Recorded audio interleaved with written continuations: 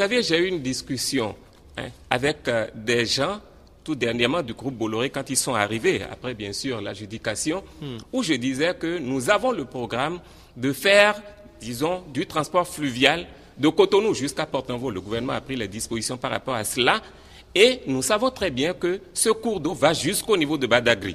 Ce serait intéressant pour nous de continuer de Port-Novo jusqu'à Badagry. Et tout de suite, ils ont saisi l'occasion pour dire qu'ils sont très intéressés à participer à la mise au point, disons, de ce transport fluvial, parce que ça leur permet, quand les gros navires amènent les marchandises ici, au lieu de passer par la route pour aller jusqu'au Nigeria, ils peuvent, puisqu'ils vont construire un port sec au niveau de Badagry, ils peuvent en même temps utiliser de petits bateaux qui vont prendre plus de conteneurs et les emmener par le fleuve jusqu'à Badagry. C'est déjà très intéressant. Vous voyez un peu le lien qu'il y a entre tout ça là. Et nous avons et les impacts sur les économies locales. Naturellement, tout le monde en profite d'une manière générale. Et il y a plus de création d'emplois. Tout ça, c'est quand même très important pour nous. Dans tous les cas, c'est un programme intégré pour nous. Nous avons dit, les cours d'eau, nous devons pouvoir les exploiter au maximum, faire des embarcadères, des débarcadères. Donc, c'est de petits ports fluviaux lagunaires, si vous voulez, que nous devons pouvoir faire à ce niveau. Et nous sommes là-dessus en train de... Sans oublier éventuellement la dimension touristique. Bien sûr.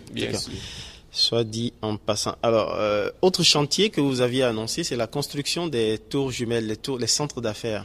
Tout à fait. Vous en êtes où après les études? Les études continuent. Nous avons d'abord l'esquisse. J'avais parlé de l'esquisse ici, du plan architectural.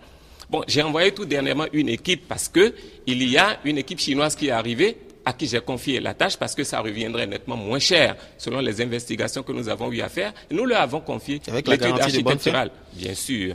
Et là, on a envoyé une équipe là-bas pour discuter avec les gens. Nous leur avons remis le dossier, ils sont là-dessus et nous pensons que très incessamment, nous aurons le retour pour que les travaux puissent véritablement démarrer. Dans le même temps, nous avons continué à prendre contact avec des banques et des financiers.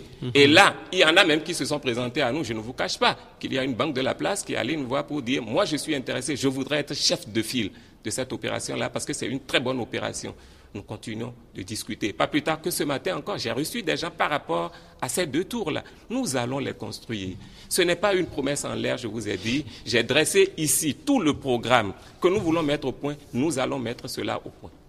Je vais revenir sur toujours les réformes au niveau du port, notamment le réaménagement du port. Et dans ce cadre, dans son volet accès au marché, le MCA a signé le mardi 4 août, en fait, c'est à ça que je fais référence, 2 contrats avec 2 sociétés adjudicatrices pour la réalisation de l'épi d'arrêt de sable sur un prolongement de 300 mètres et la construction du quai sud. L'épi, cet épi-là, de quoi il s'agit au fond? D'abord, la construction du quai sud, c'est de ça que nous avions parlé tantôt. Les 2 quais, disons, qui seront dans le terminal à conteneurs, qu'on appellerait terminal sud.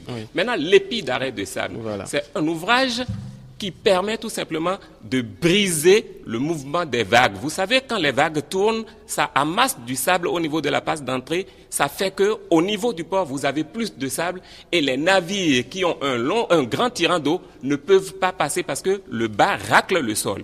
Dans ces conditions, en faisant l'épi d'arrêt de sable, comme on a fait d'autres ouvrages de protection, c'est un ouvrage de protection, ça brise l'élan des vagues et ça nous permet déjà de faire en sorte que ces vagues n'amènent pas beaucoup plus de sable à l'intérieur du port. Ça s'inspire du projet de l'épi de Siafato, c'est ça? Ça s'inspire de ce projet? Non, disons, c'est plutôt ce projet qui s'inspire de ceci, de l'épi d'arrêt de sable. Parce qu'il y a déjà un épi d'arrêt de sable qui a été construit déjà avec le port dans le temps, quand on faisait l'extension dans les années 70, il y a eu déjà l'épi d'arrêt de sable sur 300 mètres. Aujourd'hui, nous disons qu'il faudrait le prolonger pour protéger davantage encore les infrastructures au niveau du port de Cotonou.